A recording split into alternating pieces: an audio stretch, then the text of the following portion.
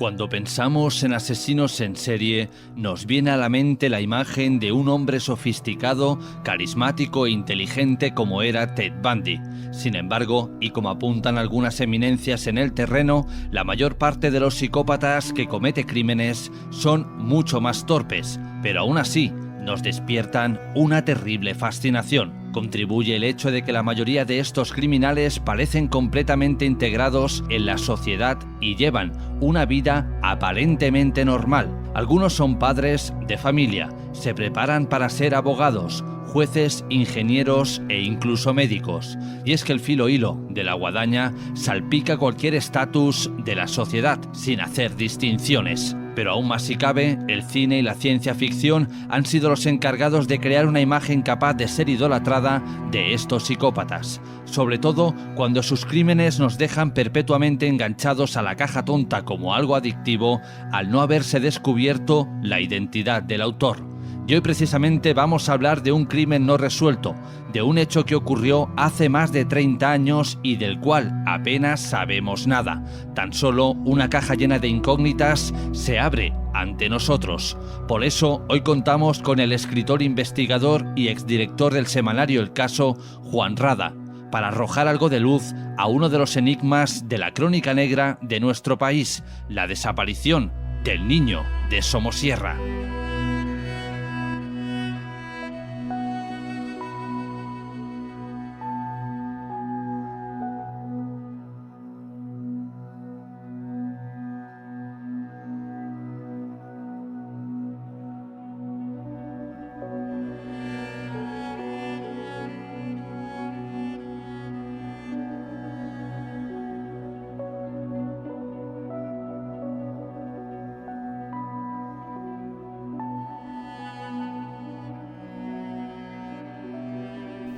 Una de las desapariciones más inquietantes de nuestra historia es la de Juan Pedro Martínez. Es el crío de 10 años, viajaba con su familia en un camión cisterna donde el padre estaba transportando 23.000 kilos de ácido. Cuando descendía el puerto de Somosierra, el vehículo se estrelló en una de las curvas. Los padres murieron, el cuerpo de Juan Pedro nunca se encontró. Con ese caso empezamos hoy nuestra sección de desaparecidos. Rocío. Pues así es, María, es uno de los casos, como dices, más misterioso de la historia, también para la Europol, y al conocido como niño de Somosierra, así se le conoce durante estos 33 años, parece que se le tragó la tierra. En un primer momento se dijo que su cuerpo se habría desintegrado en ácido sulfúrico que transportaba el camión que conducía a su padre, pero rápidamente esa teoría se descartó. Luego que fue raptado y todavía a día de hoy su familia sigue buscándolo. Es un caso aún por resolver. Y bueno, en la mañana hemos querido hacer una reconstrucción de cómo ocurrieron los hechos y lo vamos a recordar en este reportaje que ha hecho uno de nuestros equipos. Es Juan Pedro Martínez, el conocido como niño de Somosierra. Su desaparición, la más misteriosa de nuestra historia reciente, según la Europol. Había terminado el curso, la nota había sido buena, fue como un premio. Su padre, camionero, le había prometido llevarlo a Bilbao en su próximo viaje. Esta vez iría también su madre. Transportaban 25.000 litros de ácido sulfúrico. Bueno, pues creo que son 3 paradas en la ruta. La última para desayunar en este mesón de la Sierra madrileña. Se sentaron y estuvieron allí pues cosa de 15 a 20 minutos. Se lo tomaron y se marcharon.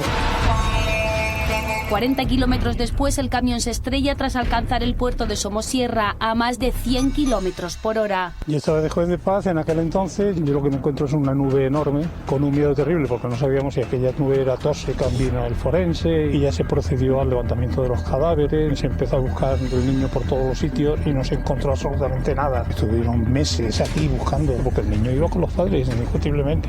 ¿Dónde y cuándo desapareció el niño? Eso ha sido un misterio. Y ahora sí nos adentramos en la desaparición del niño de Somosierra y, como citábamos en la introducción, lo hacemos de manos de un escritor, de un amigo del programa, investigador y exdirector del semanario El Caso. Juan Rada, ¿cómo estás? Pasando calor, como casi todos. 34 años han pasado desde la desaparición del niño de Somosierra, un caso realmente complicado de la crónica negra de nuestro país. Pero Juan, ¿qué ocurrió? Hay 2 desapariciones ocurridas en el último cuarto de siglo, estamos hablando del siglo XX, claro, esto pasó hace 34 años, que Europol las considera las más desconcertantes, inquietantes y misteriosas de todas las ocurridas en el viejo continente. Son la del niño pintor de Málaga y esta de Somosierra. O sea que, ya digo, tiene todos los ingredientes de misterio que puede haber detrás de una desaparición que en realidad pues es un crimen. En fin, ¿qué ocurrió? En fin, el padre, pues Juan Pedro, tenía que realizar el trayecto de Cartagena a Bilbao transportando 24.000 litros de ácido sulfúrico oleum con destino a una empresa petroquímica.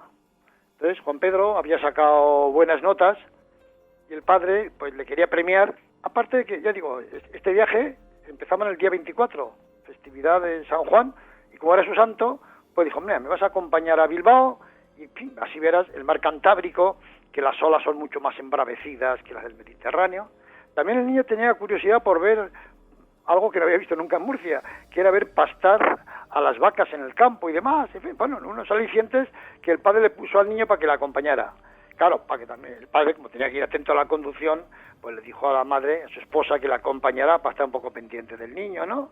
Y ni corto ni perezoso, pues aquella tarde de San Juan, pues echaron a andar también, ya, con calor, como hoy, ¿no? Tiraron hacia arriba, ¿no? En fin, y le fueron viendo durante todo el recorrido, ¿no? Estuvieron repostando gasolina en la Venta del Olivo, que era un sitio muy popular que hay muy cerca de Cieza, en Murcia. Pasaron por las Pedroñeras, donde pararon en el área de descanso. Digo todo esto porque la gente les iba viendo a los teles, me refiero. En fin, incluso el personal de la gasolinera les observó que, pasada la medianoche, estaban dando una cabezada en la cabina del camión. En fin, luego reemprendían el viaje por la Nacional 301, cruzaron Madrid y ¡hala!, hacia arriba. Entonces, el último sitio donde ya se vio al niño fue en el mesórico de la cabina, y al mezclarse con la escarcha de la mañana empezaron pequeñas explosiones. Entonces había un poco de humo y demás, y la Guardia Civil tenía que estar con linternas y tal para ver muy de cerca.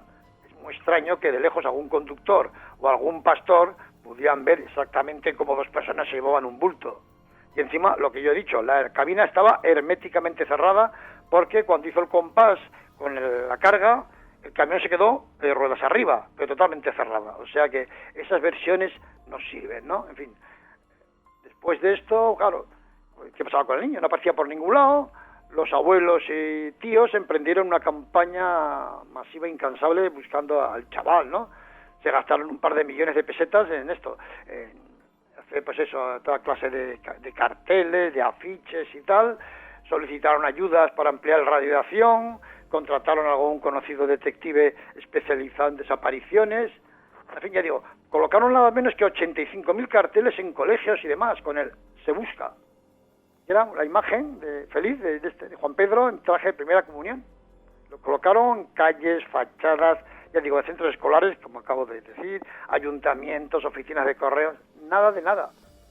Es más, recorrieron miles de kilómetros desde de donde se produjo el accidente hasta Burgos, subiendo por la derecha, bajaron por la izquierda, a ver si encontraban algún resto, algo. Nada de nada, en fin. Yo recuerdo que en el caso hubo algún experto que se nos dirigió explicando que el cuerpo descompuesto del niño había quedado sepultado en un amasijo de tierra provocado por el camión cuando volcó, y que los perros de la Guardia Civil no habrían detectado los restos debido a la asfixiante contaminación del ambiente. En fin, nos desplazamos hasta el kilómetro 95 en la Nacional 1, recuerdo, con una excavadora, y ante la presencia de la Guardia Civil, que perforó el suelo, allá no había resto orgánico alguno. Y en cuanto a que dentro de la cabina del camión hubiera hecho lo que se llama el efecto bañera y hubiera descompuesto el cuerpo, imposible. Primero porque hay materias, como los dientes del niño, o los botones de la ropa o lo que sea, que no se descomponen. Por otro lado, a los padres les había caído un poquito de ácido sulfúrico, pero un poquito, y nada, les había hecho unas leves heridas. Incluso el comandante jefe de la zona, pues me contaba que, para comprobar que efectivamente el niño no iba allá, dijo a un agente, oye, vete a la carnicería de al lado y trae un trozo de solomillo, pero carne, nada de hueso. Y la metieron en ácido sulfúrico y a los 5 días aún no se había descompuesto del todo.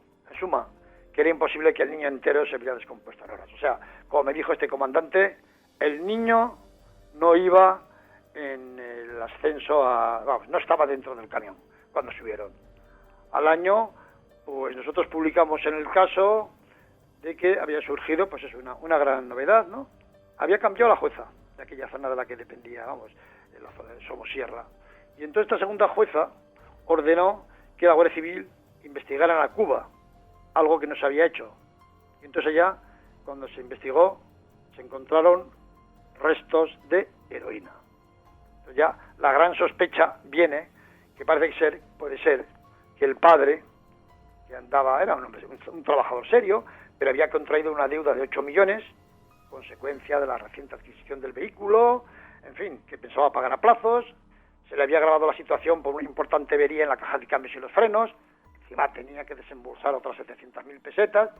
Puede ser que alguien, conocedor de su crítica situación, eso pasa a veces, aprovechara para ofrecerle un porte de estupefacientes que aliviara pues la precaria situación. Eso hacen a veces los traficantes, ¿no? Buscar gente limpia, ofrecerle un porte, arreglas tu problema y tan amigos. Y pudiera ser que agobiado por tal coyuntura económica, pues aceptara esto. Entonces, ¿qué ocurre?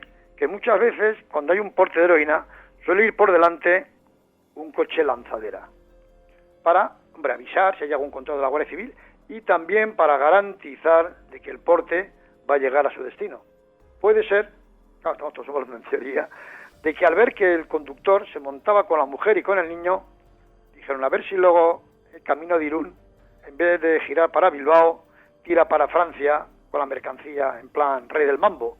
Y puede ser que entonces le hicieran parar, o casi parar, cuando subía al puerto, que ya pues el tacógrafo detectó paradas como si un coche delante le fuera entorpeciendo, ¿no? Y le cogieran al niño, pues un poco, no como rehén, sino como garantía de que el niño iba con ellos hasta Bilbao y él detrás con el camión llevando la heroína. En cuanto se descargara la mercancía, le entregaban al niño y todos están amigos. Pudiera ser. Este comandante de la Guardia Civil me contaba que bajando el puerto, un poco antes de donde se produjo el accidente, bueno, no ha pasado ya esto, ya donde se produjo el accidente, había un control de la Guardia Civil, tenía, precisamente para tema de drogas, porque enfrente había una zona de algunos chalés donde se trapicheaba con esto. Y entonces, pues paraban aleatoriamente a vehículos para hacer inspecciones rutinarias. Entonces, este coche lanzadera, que igual llevaba al niño, al ver el control de la Guardia Civil, pasó con cuidado y al ver que no les paraban, pues apretaron el acelerador por si acaso y dijeron, venga, a correr para adelante. El padre, al observar que el coche, amaneciendo, se perdía casi en la semioscuridad de la lejanía y tal, apretó también el acelerador, pisó a tope, cuesta abajo, a 140 kilómetros, y claro, si no era la primera curva, en la segunda, pues tenía que pasar el accidente, ¿no? Y es que la cabina, con la gran carga que llevaba detrás, pues le hiciera el compás y volcara, ¿no? Y en fin, pues eso ya digo, nosotros, en el caso, al año siguiente, pues una gran portada, a toda plana, con este título, El niño de Somosierra, en poder del narcotráfico, y luego el subtítulo era, se ha encontrado heroína en la cisterna del camión siniestrado. Y era eso, ya digo, una diligencia ordenada por la nueva jueza de Colmenar, María Dolores Ruiz, en la que llevaba 3 meses, ¿no? Y dijo que se buscara. Y al parecer había un paquete de droga escondido en un bulto. El paquete estaba enrollado en una manta, luego envuelta en una lona blanca y protegida por un plástico Waldo. Y situado en uno de los 3 compartimentos, al final del depósito, rodeado por arriba y por abajo, por todos lados, de ácido sulfúrico, en fin. Ahí ya hayan quedado, pues, ya digo, en fin, hubo efectivos de la Guardia Civil, se desplazaron desde Madrid, estuvieron en la casa buscando droga, en fin. La abuela materna, que fue una gran luchadora en este aspecto, pues recelaba sobre todo de esto, ¿no? Que decía, a mí me lo comentaba, unos dicen una cosa, otros dicen otra, yo qué sé si llevarían el cambio, dice, no lo sé. Dice, eso sí, mi yerno, aunque le hubieran apuntado con una pistola, dice, prefiere que lo maten antes que dejar al zagal, ¿no? Pero en fin, aquí está la cuestión. En fin, ya digo que cerca del control del siniestro, había un control policial y eso pudo ser un poco lo que motivó esto.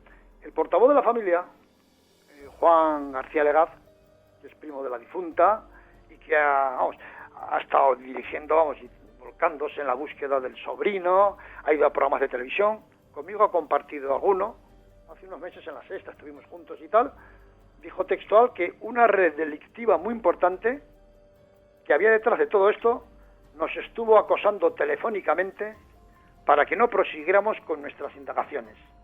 Curioso. Sabían que mientras no soltaran a su presa, no había testigo alguno que pudiera denunciarles. Claro, el tema era el niño que se habían llevado, que fue de él. Entonces la familia, esta de Murciana, dice, solicitamos la intervención de nuestros teléfonos, que se localizara a los titulares de furgonetas similares a la que se detuvo junto al camión, la Nissan que he comentado antes, y un montón de pesquisas más. Dice, pero no hubo ni resultado ni ayuda por ninguna parte. Dice, no se investigó entonces debidamente, y en fin, y no hubo ayuda suficiente. Pero ya digo que dice que estuvieron ya recibiendo llamadas un poco coaccionadoras, incluso amenazantes, para que no siguieran investigando. En fin, ya digo, esto es un suceso muy importante, ¿no? Porque no se ha vuelto nunca a saber nada del niño. Y el Europol pues lo tiene como uno de los casos más inquietantes, más desconcertantes, más misteriosos que ha habido en toda Europa.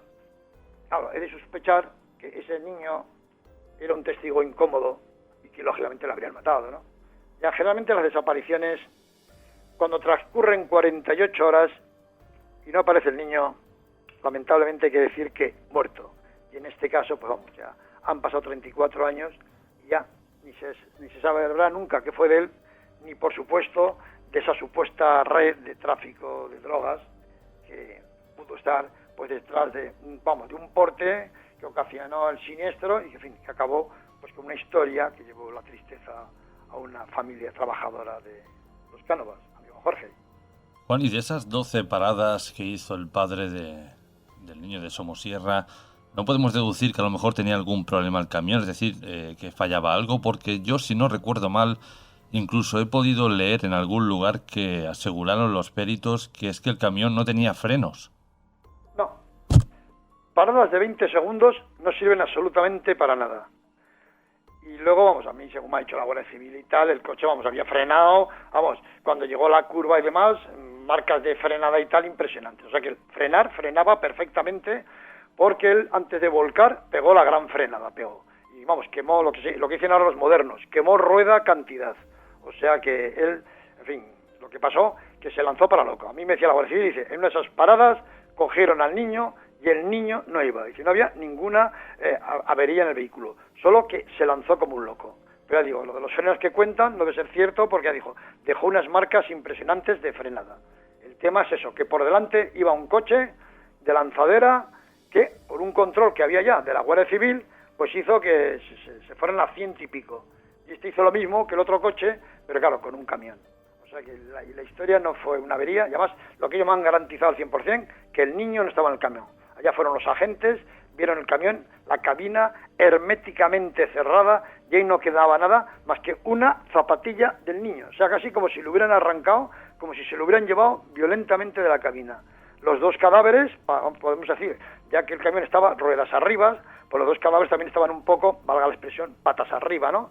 Con un poquito de ácido que les había caído en la cabeza, pues ellos estaban con la cabeza pegando al suelo y nada más. Entonces me dijeron, seguro que el niño no iba ahí. La causa del accidente fue la velocidad, que dicen que se tiró a 140, 145 incluso, que se pudo tirar. Y claro, no hay, en un puerto entonces, que además no estaba, vamos, no tenía no estaba tan acondicionado como ahora y demás, pues el accidente era inevitable. Y en ese control de la Guardia Civil, en el que el coche lanzadera al parecer iba dirigido, ¿no vieron a ningún, precisamente, valga la redundancia, un coche con 2 personas y un niño dentro? No, porque claro, estaban pasando coches y coches, ellos paraban aleatoriamente, estaba amaneciendo, entonces claro, los coches que pasan a 90, 100 no están mirando, simplemente de vez en cuando la Guardia Civil, vamos a parar ese, pero claro, no pueden parar a todos los que hay en una carretera de esas con mucho tráfico, porque montarían un atasco, y además ese control se ve que se hacía abundante, ¿no? Entonces van parando aleatoriamente, o sea, pues yo qué sé, como a veces toca, ¿no? De cada 10 o cada 15, pues toca uno, pero claro, los guardias civiles no pueden estar pendientes de mirar quién va dentro de cada vehículo, porque nadie sospechaba lo que podía ocurrir, ¿no? Ellos de lejos están vigilando, o igual tienen alguna matrícula que les han filtrado que es sospechosa y demás, y están atentos a eso, ¿no? Pero vamos, debe ser un coche normal que pasó y, claro, la Guardia Civil no vio ni qué coche era ni otro, porque había más vehículos, ¿eh? O sea, cuando se produjo el siniestro se montó un atasco bastante bueno. Pese a ser la hora que era, el atasco fue bueno porque pasaban bastantes coches y camiones y demás. Y la Guardia Civil dijo, no vieron, porque ya digo, o sea, además estaba amaneciendo, con lo cual era coches que te deslumbran con los focos y que dentro van apagados, pues es muy difícil ver nada. Especulaciones siempre hay mil y más cuando tratamos casos de crónica negra de esta índole. Nadie del entorno del padre del niño de Somosierra conocía esta segunda faceta suya, digamos, de transportar droga. Nadie podría haber apuntado a qué grupo de narcotraficantes pertenecía este alijo de droga. Era una época en que entraba mucha droga por ciertas zonas del litoral, del litoral murciano, norte de Almería y tal, y hacían las descargas pues en muchas playas que hay por allá, playas que no, que estaban prácticamente vacías, todavía no, acabado de empezar el verano, pero todavía no eran vacaciones, entonces hay playitas por allá pues muy cómodas para desembarcar alijos de droga y luego una vez en Cartagena, pues en fin, ya intentar su distribución, ¿no? Su distribución es subirlas a Bilbao o mandarlas ya para Francia. Entonces esta gente, como he comentado antes, a veces buscan gente limpia, algún transportista, algún taxista, quien sea, que tiene algún apuro económico, se enteran de eso, le ofrecen una cantidad para resolverle la situación, decir, no, va a ser un porte en tu vida, o sea, no te van a pillar por una vez, con tal de que no reincidas, pues no hay problema, pero claro, ¿quién contactó con el padre? Como murió, pues nadie sabe nada, ¿no? La familia decía, bueno, pues no sabemos si a lo mejor le forzaron, si no le forzaron, si, en fin, la familia, claro, lógicamente también quiere defender un poco el honor del fallecido, ¿no? Y también con la droga como que le obligaron a llevarla, en fin, pero claro, lógicamente estas cosas, ya digo, incluso el propietario de la Cuba, pues también hablaba de eso, ¿no? De que tenía una deuda y que, claro, como que voluntariamente, que quizá pues tuvo que hacerlo pues para salir del apuro económico, ¿no? En fin, o sea que, claro, ¿quién fue quien contactó con ellos? Pues ya no se ha vuelto a saber nada más, porque claro, al grave delito de tráfico de drogas se sumaba pues lo que posiblemente fue un asesinato, ¿no? Que fue quitarle al niño. En fin, que fue muy triste todo esto. Claro, yo una de las dudas que tengo, Juan, es, estamos hablando de que se encontró un alijo de droga dentro del camión cisterna envuelto en una lona. Imagino que este alijo se tuvo que poner, digamos, en el lugar de origen del camión, cuando aún estaba vacío de ese ácido. Eso es, claro. No vale la excusa de decir, porque si te lo llegan a pillar, que lo llevas en la cabina, debajo del asiento, lo que sea, está claro que te han podido obligar a punta de pistola a eso, ¿no? Que te han podido meterte el alijo, cogerte el niño, decir, en Bilbao te lo entregamos, pero claro, eso lo tenían que haber hecho antes de cargar todo el líquido, o sea que eso tuvo que ser previamente, con lo cual queda clarísimo que, que eso fue, un acuerdo tácito que hubo antes, que luego le pillaron y tal, y le pillaron, que pudieron haberles pillado, ¿no?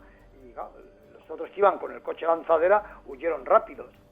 Pero en fin, que había tema de droga, sí, porque ya he dicho que es que efectivos de la Guardia Civil, como he comentado antes, se desplazaron desde Madrid para inspeccionarles toda la casa, buscando droga. Muy curiosamente, al mando del comandante Francisco Quintero San Juan. Pues bien, este comandante luego, ya con categoría de coronel y jefe de la Unidad Central de Investigación Fiscal y Antidroga, UCIFA, en Madrid, 6 años después de esto, le cayó una sentencia de 8 años de cárcel precisamente por negociar con estupefacientes. Es curioso, ¿no?, que el investigador, que iba detrás del alijo, luego fue condenado por delitos contra la salud pública, o sea, por tener beneficios del narcotráfico. Hablábamos tú y yo antes de esta entrevista, Juan, que es un caso que a ti te fascina, un caso que tú llevas siguiendo desde hace muchísimos años. Has dicho que prácticamente a las 48 horas se da por hecho de que el niño ha sido ejecutado, que el niño está muerto, básicamente. Pero a lo largo de estos años, ¿ha habido alguna sospecha, algún indicio de que el niño de Somosierra podría estar vivo? No se ha avanzado absolutamente nada. Desde que ocurrió, ya digo, fue en la noche de San Juan de 1986, un año después exacto, fue cuando se descubrió lo del alijo de droga, que lo publicamos en el caso, y hasta ahora no ha habido ninguna novedad. Yo con el portavoz de la familia, Juan García Legaz, he coincidido en algunos programas a principios de este siglo, y también hace poco, yo digo, y siempre la historia que repite él y que tenemos que repetir los demás es la misma, porque no ha habido ningún avance de nada, o sea, no ha habido ninguna novedad. A diferencia del niño pintor de Málaga, que por ejemplo, en los últimos meses sí ha habido alguna novedad, que igual puede contribuir o no a que se esclarezca un poco la verdad de quiénes fueron los autores de aquella desaparición, pero en este caso no se avanza nada, o sea, no hay absolutamente nada, ¿no? En fin, es un caso donde por ningún lado, no sé, algunas veces, pues yo qué sé, hay detenciones que indirectamente, pues siguiendo una pista se descubre otra cosa, se aclara, pero no, aquí esto se ha quedado como un misterio para siempre, ¿no? Es decir, que es algo, ya digo que la Benemérita emprendió ya por toda la zona, porque algunos dicen, no, el niño no pudo salir desprendido del camión, como decían algunos, es imposible, porque estaba herméticamente cerrado. Y además la Guardia Civil emprendió una intensa y exhaustiva búsqueda por los alrededores, ya digo, con Protección Civil, la Cruz Roja, vecindario, más de 10.000 personas participaron en las labores de rastreo, con unos potentes focos, escrutaron todos los matorrales, recodos, montículos, riachuelos, se inspeccionó la sierra en un radio de 30 kilómetros, con helicópteros, con perros adiestrados. Ni una sola pista, ni una marca, ni una huella. En fin, se recogieron incluso testimonios en pueblos y estaciones de servicio, donde pasó el vehículo. Y todo el mundo confirmaba que viajaba con los padres, ya digo. Este camarero, que he citado antes, Felipe Alhambra, fue el último que les vio ya en el último arranque ya que hubo. En la última parada, en la 7ª parada que hizo el padre, pues vio a Juan Pedro, entonces tenía 9 años, subirse al camión y emprender un viaje, podemos decir que a ninguna parte. Fue una mala celebración del niño de su santo, qué triste. También has dicho que la familia ha recibido amenazas por parte no sabemos de quién, para que dejaran de investigar, de indagar y así poder encontrar, bueno, el rastro quizás del niño de Somosierra. ¿Vosotros habéis dado duro con el semanario El Caso? ¿No os han amenazado en ningún momento a vosotros, Juan? No, sí, dimos bastante. A diferencia del niño pintor de Málaga, con el de Somosierra nos volcamos mucho. Con el niño pintor de Málaga pasó que fue un poco rebufo de este. Y claro, lo de Somosierra se comió un poco el impacto del otro, ¿no? Y además, incluso en el niño pintor de Málaga, al principio pensaban que era una desaparición voluntaria y tal. O sea, ahí no hicimos mucho hincapié. Y luego, para colmo, meses después, a finales de agosto, pues cerraba el caso. Quiere decir que no hubo mucho.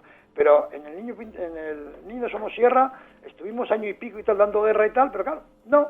Nosotros solamente decíamos que, vamos, lo que estábamos contando, claro, a partir de lo de la heroína, incidimos un poco en ese tema. Pero no hubo amenazas, ¿no? Hubo alguna pista de gente que nos decían que sí, que el cadáver estaba allá, que fuimos y demás, pero no. Pero la familia sí, la familia estuvo recibiendo llamadas, coaccionándoles, amenazándoles y demás, para que no siguieran investigando. Pero ellos dijeron, por favor, pidieron a la policía que les pincharan el teléfono para ver dónde llamaban. Claro, se supone que llamarían de cabinas públicas y siempre diferentes, ¿no? Para no dejar rastros los posibles implicados. Pero se ve que había gente interesada en que no se siguiera investigando ese tema. Lógicamente, porque se trataba de alguna banda de traficantes de drogas. Y luego también, pues eso, para que no se esclareciera al niño que posiblemente lo habrían matado igual, vamos, camino hacia el norte y lo habrían enterrado ahí en algún descampado. ¿Sí? Pero ya no ha quedado absolutamente ninguna pista de nada. Ya digo que es un caso puntero a nivel de Europa, ¿no? Cuando por detrás ha habido un tema eso, de crimen, podemos decir, ¿no? Por el tema de las drogas, ¿no? Y este niño, pues eso, que debió caer en unas manos muy peligrosas, era un testigo incómodo y lógicamente pues lo habrían quitado del medio pues igual pocas horas después. Juan, para terminar, el caso de la desaparición del niño de Somosierra sigue activo, la policía sigue buscándolo o ya está archivado en un cajón lleno de polvo. Hombre, son casos abiertos, pero es un poco lo que dices tú. Pues se guardan ya en cajones, pues es un poco llenos de polvo, y en el caso de que llegara alguna pista nueva, o así se reabriría, como ha pasado con el niño pintor de Málaga, donde ahí sí ha llegado alguna novedad interesante, incluso hasta se ha creado una unidad policial diferente a la que intervino en su momento, para que no esté contagiada por lo que se investigó entonces, para que sea una nueva investigación como si dijéramos arrancando de punto cero, y aquí se había reabierto, ya digo, el niño pintor de Málaga. Pero el niño Somosierra, salvo que surja algo, pues seguirá en un cajón, igual que tantas desapariciones tan lamentables como ha habido, pues yo que sé, bueno, todos son lamentables, ¿no?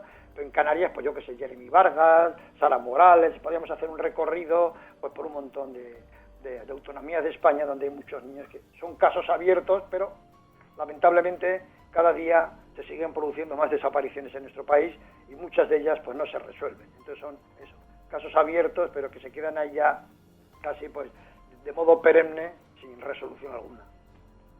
Ya digo, una muerte en vida para los familiares, mucho peor que cuando han matado al niño y por lo menos hay un cadáver, hay una tumba donde ir a llevarle flores, a llorarle y si son creyentes a rezarle. Pero lo peor es la incertidumbre de que no se sabe qué fue ni qué es ahora, si es que viviera de ese niño. El niño pintor de Málaga al que hace referencia Juan Ra desapareció justo, prácticamente un año después que el niño apodado, el niño de Somosierra. Juan, ¿no puede haber ninguna relación entre estas dos desapariciones? ¿No puede ser una banda que se dedicara a secuestrar niños? No, en absoluto no. Primero, lo que estamos hablando de Somosierra, la desaparición de ese niño pues fue prácticamente casual. Si el camión no llega a siniestrarse y continúa su viaje hasta Bilbao, hace la descarga y demás, pues la familia hubiera vuelto tan feliz a Murcia, con el niño y el padre con resuelto su problema económico. Lo de Málaga pues es diferente y aquí sí hay algunas pistas y tal y se apunta por el lado de la pederastia y demás. Ya digo, esto fue, pues casi 10 meses después, esto fue el 4 de abril del año siguiente, del 87, o sea, que en fin, víspera de Semana Santa, ¿no? Y aquí el niño incluso ha salido alguna pista, ya digo, últimamente, se ha recibido alguna carta anónima y demás, apuntando pues hacia una peña donde él después del colegio solía acudir a una academia de su tío, donde recibía clases de pintura y demás. Ya sabe todo el mundo que era, un chico que era un prodigio para el arte, para el dibujo, para el retrato, para el mural, para el paisaje. Pintaba muy bien ese chico, maravillosamente bien. Y luego iba a una academia, y en ese mismo edificio de esa academia había una peña, el Cenachero. Y puede ser que alguno de los que iban a esa peña, que era un poco de la alta sociedad, le echara el ojo a David Guerrero Guevara y acabaran con él. Porque cuando desapareció, aquella víspera de Semana Santa, precisamente en el trayecto de él, la madre me contó que desde la ventana de la cocina lo despidió. Hasta luego, David, hasta luego. Que iba a la parada del autobús, que hay de 100 a 150 metros a la parada del autobús. Y no llegó. Pero es que casualmente toda la calle estaba llena de policías de uniforme y de paisano. ¿Por qué? Porque iba a pasar poco después la reina Sofía, que llegaba al aeropuerto de Málaga y se iba a dirigir por esa calle al centro de la ciudad para inaugurar el Teatro Cervantes. Entonces, si hubiera habido un empujón, un grito, algo, un secuestro un poco violento, rápidamente estos agentes, estos policías lo hubieran detectado. Pero nadie detectó nada. Parece que lo más probable es que a lo mejor pues gente de esa sociedad, de esa peña, el Cenachero, pues pudieran parar. David, ¿qué vas para la academia? Pues mira, vamos para allá, te llevamos y demás. Y ahí emprendió también otro viaje a ninguna parte, ¿no? Y se apuntó un poco por el lado de la pederastia. Ha habido alguna carta, en fin, apuntando en cierta dirección últimamente. Y es más, este chico estaba siempre pintando a todas horas y le gustaba regalar a los amigos pues dibujos que hacía. Y a una amiga, Gema, le regaló una caricatura de un señor. Luego se ha hablado mucho de ese señor, que se parecía a un suizo que había en aquellos días en Málaga, un turista, en fin, una falsa pista, ¿no? Pero esa caricatura que tenía esa niña, Gema, cuando la policía fue a interrogarles y les preguntó si tenían algo, ella aportó ese dibujo. Estamos hablando de hace 33 años. Ya hace unos meses, ese dibujo, el original, que le entregó a la policía y que habría pasado a la justicia, apareció en el buzón de la casa en la que ella vivía entonces. Una casa donde esa chica ahora no vive, ni figura su nombre en el buzón, pero el dibujo original ha aparecido. Digo original porque se ha comprobado que es el mismo dibujo que hizo David. Está el agujero de la chincheta con que esa niña se lo clavó en la pared de su dormitorio, e incluso en la caligrafía de ella, cuando escribió los números 8, 7, como recuerdo del año en que se lo habían entregado. Como ese dibujo del niño pintor, de David, que va a su amiga, que lo entrega a la policía, a la justicia, y al cabo de 33 años aparece en un buzón de alguien que sabía que efectivamente vivía ahí esa niña. ¿Cómo lo han sacado de donde estuviera del depósito judicial? ¿Se lo han metido en el buzón? ¿Con qué intención? Bueno, lo único que se ha conseguido es, eso sí, reabrir el caso, y se ha creado una unidad policial dedicada a este tema, a este caso, pero dependiente directamente del juzgado, que no tiene que ver con los inspectores que en su momento investigaron esto. O sea, es como dijéramos un caso que se coge otra vez en frío para investigarlo de arriba abajo, ¿no? Pero aquí, ya digo, que hay menos pistas que en el de Somosierra, porque en Somosierra, ya digo, se habla de droga, pero en este niño, de familia humilde, nadie pide rescate, ni nada, era una familia muy humilde, ¿no? Y que no hay ninguna pista, solamente que apuntaba a ser un gran pintor. Algunos decían, bueno, puede ser alguna banda de falsificadores de obras de arte y tal. Hombre, yo domino un poco el tema de las falsificaciones de obras de arte y demás, porque yo he estado casi 2 décadas de periodista trabajando en el Museo Reina Sofía, he conocido falsificadores y demás, y claro, suelen ser gente ya muy experta, muy baqueteada, que dominan un montón de técnicas y demás, y sobre todo son semidelincuentes, por decirlo de alguna forma, que van a tener la boca muy callada. Claro, este niño apuntaba muy buenas maneras, lo hacía muy bien, pero para ser falsificador hay que tener ya una buena experiencia pictórica, ¿no? Hay que dominar muchos géneros. Este niño aún tenía 13 años, le faltaba mucho para ser un gran pintor, y además un niño siempre es peligroso.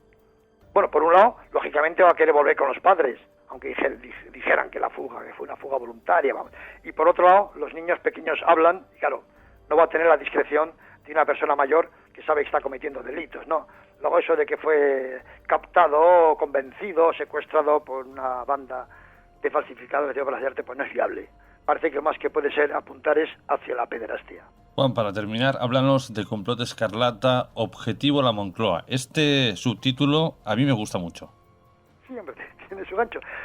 Precisamente, mira, coincidiendo con el niño de Somosierra, publiqué yo una serie de reportajes que era la gran crónica negra de la España contemporánea.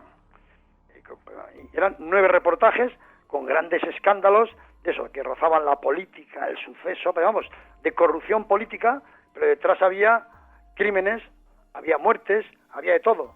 Lo que pasa que muchas veces eran delincuentes de cuello alto, ¿no? Y claro, eso se tapa más. Recuerdo que aquellos 9 reportajes me supusieron 9 querellas por lo penal, porque el protagonista principal era pues uno de los abogados, uno de los bufetes más influyentes de España, de los que deciden casi la política, ¿no?, de un país, y entonces me arreó pues 9 querellas. En fin, como todo lo que se contaba ya, pues era verdad, puesto que el fundador del caso, Eugenio Suárez, me dio un material y me dio pruebas para que yo escribiera sobre unos hechos ciertos, pues salimos bien librados. Pero ocurre que, claro, no es igual publicarlo en el caso o en un periódico que en un libro. En un periódico, el juez luego dice, bueno, mira, esto sale por la mañana y el periódico a media tarde se tira, va a la papelera y se olvida. Y mucho más el caso, que tenía fama de ser el periódico de las porteras. Esto ni lo han leído, las porteras, estos temas de alta política y demás, ¿no?